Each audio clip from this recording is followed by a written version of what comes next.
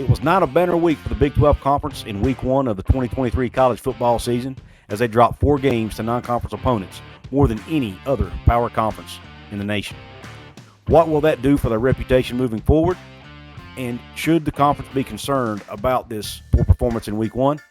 Well, we're going to talk about some of these games in particular, and we're going to talk about how it could impact the conference moving forward. So pull up a chair, sit back, relax, and let's talk about it right after a word from our sponsor. Ladies and gentlemen, this episode is brought to you by Dutch Miller Automotive, where friends and family pricing means you get the best deal right up front on any new or pre-loved vehicle in stock every time.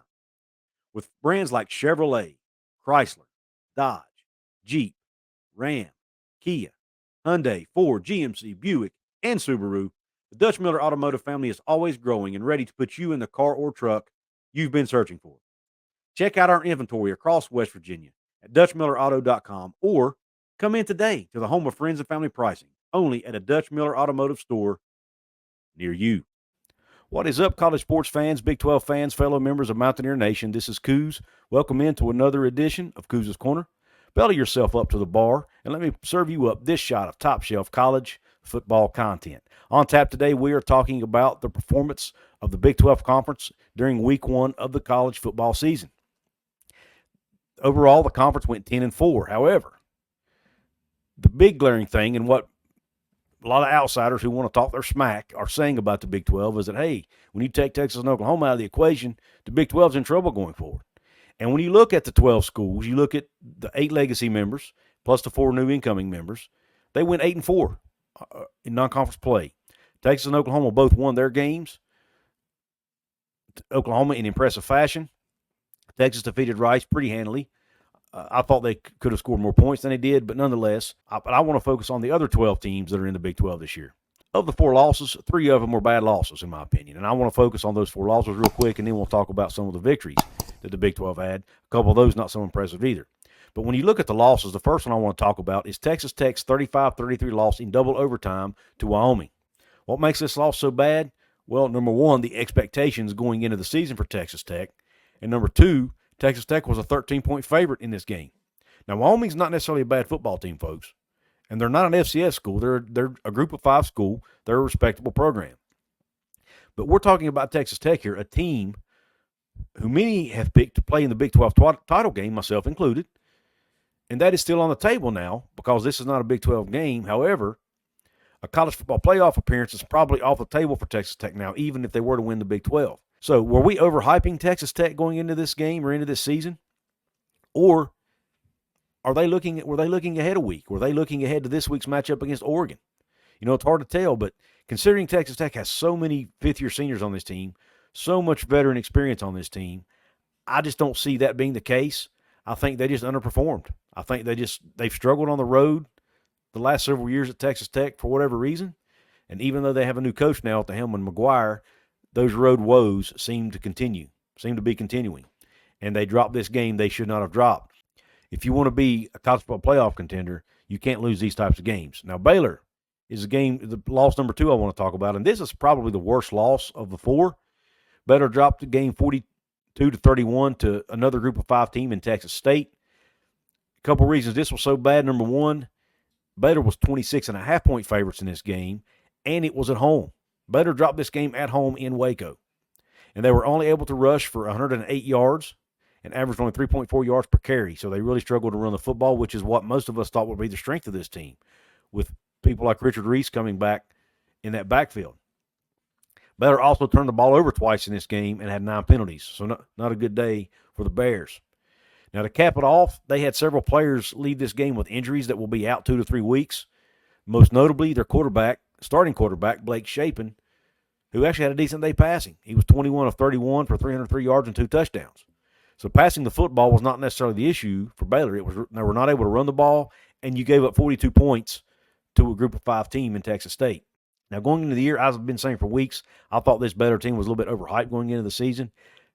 This may prove me right. We'll see. It's only 1 game, so I don't want to overreact here. But Baylor did struggle in Week 1. Now, the third loss of the 4 I want to touch on is West Virginia's loss to Penn State. Obviously, West Virginia is my team. But to me, if you want to call a game a good loss, this is a good loss. Penn State was ranked number 7 in the country coming in. Many are picking them to play in the college football playoff. And I don't know of anyone who was actually expecting West Virginia to win this game, including myself. So to me, this loss isn't that big of a deal if you look at the conference as a whole. But on the flip side, if you want to change the national perception of a conference, you've got to pull some upsets. You've got to win some games you're not supposed to win. You've got to beat ranked teams. And if West Virginia had been able to pull off the upset here, it could have really helped change the narrative for this conference, not only for this year, but moving forward as well. Now, the fourth and final loss I want to touch on is the one that's made the most news over the weekend, and that's TCU's 45-42 home loss to Colorado. Why is this loss a big deal? TCU was a 20.5-point favorite in this game. Like I said, it was at home, and TCU was ranked 17th in the country coming in after playing in the college football playoff championship game a year ago. The most disappointing thing for TCU fans is the fact they gave up 45 points. Their defense was supposed to be much improved this year because they bring back a lot of production from last year's team, but they still were not able to stop Colorado's offense. But that being said, have to tip your hat to Colorado's offense. Shadeur Sanders, the quarterback, put up 510 yards of passing in this game, a single-game record for Colorado football. And then you've got Travis Hunter, the guy who plays both ways, had a Heisman moment type day, playing over 100 snaps in the game. He hauled in 11 passes for 119 yards as a receiver and also had an interception on the defensive side. So just a fantastic performance all around for this Colorado offense, especially Shadeur Sanders, Travis Hunter, and then there were also 3 other receivers to eclipse the 100-yard mark. Now, the new Big 12 did get 8 wins on the day, some more impressive than others. And those were, and I'm not going to get in detail on all these, but Kansas defeated Missouri State 48-17. Concern going forward for Kansas. Quarterback Jalen Daniels, their starter, who's anticipated to be the best quarterback in the league this year, arguably, has a back problem that crept up on him again. So Jason Bean had to play in this game to back up, but he did play well, 22 of 28 passing for 276 yards, 2 touchdowns, no picks. But the health of Jalen Daniels moving forward could be a concern for Kansas. UCF Knights, their first game as a Big 12 team, blew out Kent State 56-6. The Cincinnati Bearcats won handily over FCS Eastern Kentucky 66-13. Kansas State shut out Southeastern Missouri 45-0. Houston, a tight win over UTSA 17-14, and I know some will use that against us, but UTSA is a pretty good program. So I think that's, a win is a win in that case. And Houston, in all fairness, Houston's just now coming over to a Power 5 league. They were a group of 5 a year ago, and they played arguably one of the best group of 5 teams in the country in UTSA, and they were able to pull out the win. Oklahoma State, this is one of those questionable wins here, 27-13 over Central Arkansas, who's an FCS team. A lot of questions in Stillwater, especially at the QB position. Gundy played 3 quarterbacks in this game, Garrett Rangel, Gunnar Gundy, and Alan Bowman. Alan Bowman, the transfer from Michigan, who also played at Texas Tech early in his career, was 13 of 24 passing, which appears on the surface to be the best performance of the day. But then when you realize it was only for 80 total yards, which is an average of 3.3 yards per completion, that's a problem. Garrett Rangel was 10 of 15 for 118 yards, a touchdown and a pick. Gunnar Gundy was 7 of 9 for 106 yards. It'll be interesting to see what Mike Gundy does going forward at this position. If you know the answer to that, or if you're an Oklahoma State fan and he's already answered that maybe in a press conference that I'm not aware of, let me know in the comment section. But I'll be interested to see how Mike Gundy and this Cowboys coaching staff handles the quarterback situation going forward. But what might be the most concerning thing if I'm an Oklahoma State fan is my defense. They gave up 391 yards of offense to an FCS school in this game. Now, if you guys remember, you look back at my preseason prediction video for the Big 12, I said Oklahoma State may take a step back or at least not be improved from last year because they're changing defensive coordinators and they're changing schemes. They're bringing in Brian Nardo, who was a Division II coach. He did really well there, but he was a Division II coach. He's coming in to be the defensive coordinator for the Cowboys. He's bringing his 3-3-5 scheme with him, and they're transitioning from what was previously a 4-2-5 scheme under their previous defensive coordinator. So there could be some growing pains when you do that, folks. So for people who thought Oklahoma State was just going to come out and be unstoppable this year, in my opinion, was a little short-sighted. However, I did not expect them to struggle against an FCS opponent in Central Arkansas. So that is concerning to me a little bit. But again, I don't want to overreact after just one game. Now, BYU, arguably the most troubling win on this slate, winning only 14-0 over Sam Houston. And when you look at BYU's offense in this game, it was atrocious. They only mustered 257 yards of total offense in the game and only 145 yards of passing offense in this game. They have Kedon Slovis, who transferred over from Pitt, who started his career at USC. I tried to tell everybody from the get-go, Kedon Slovis is overrated. Did he prove me right in this game? Or is it just one bad game? I want to hear your thoughts if you're a BYU fan in the comment section. And the last victory I want to talk about is Iowa State's win over Northern Iowa by a score of 30-9. Iowa State did not look pretty in this game, though. It was an ugly win for them. And they found out that on Saturday they also lost another starter because of the gambling issue. That's now 5 starters, is my understanding, that are going to be off this team in 23 because of the gambling scandal, the sports betting scandal. So not good news for Iowa State. I expect them to have a long year as they try to battle these issues, unfortunately, that don't have anything to do with on-the-field performance. So if you're the Big 12 Conference as a whole, should you be concerned about the quality of your conference? I don't think so. I really don't think so. Now, if I'm the individual teams here, I might be a little concerned, but as a conference overall, I don't think they should be concerned at all. This is only one weekend. It's only one set of games. And upsets happen every year, folks. Let's face it.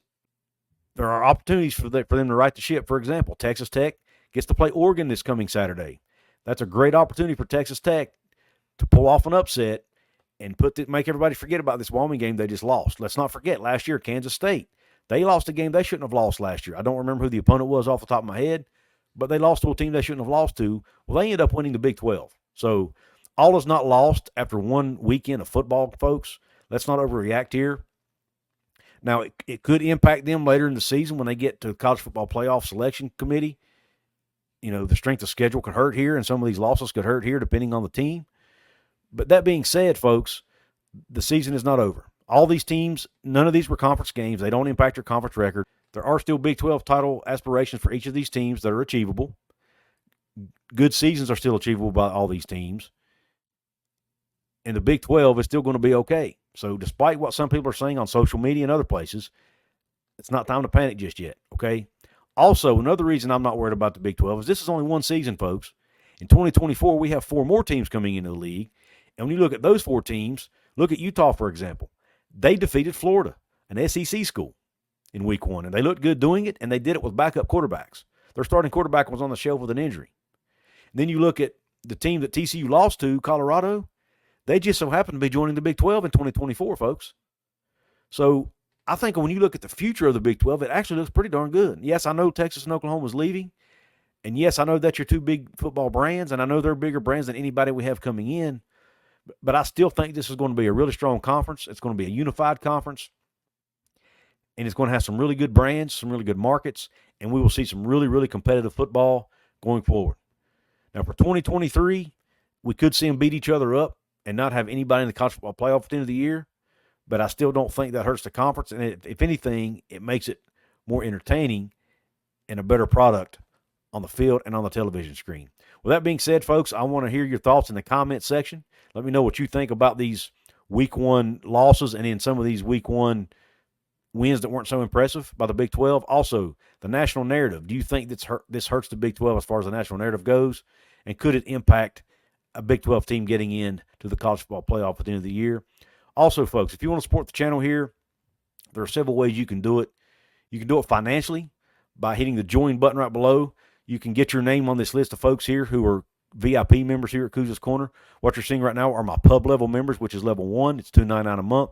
Also have a club level, which is $4.99 a month, which gets you a few extra perks. Hit that join button below. Read about all the perks that come with being a VIP member.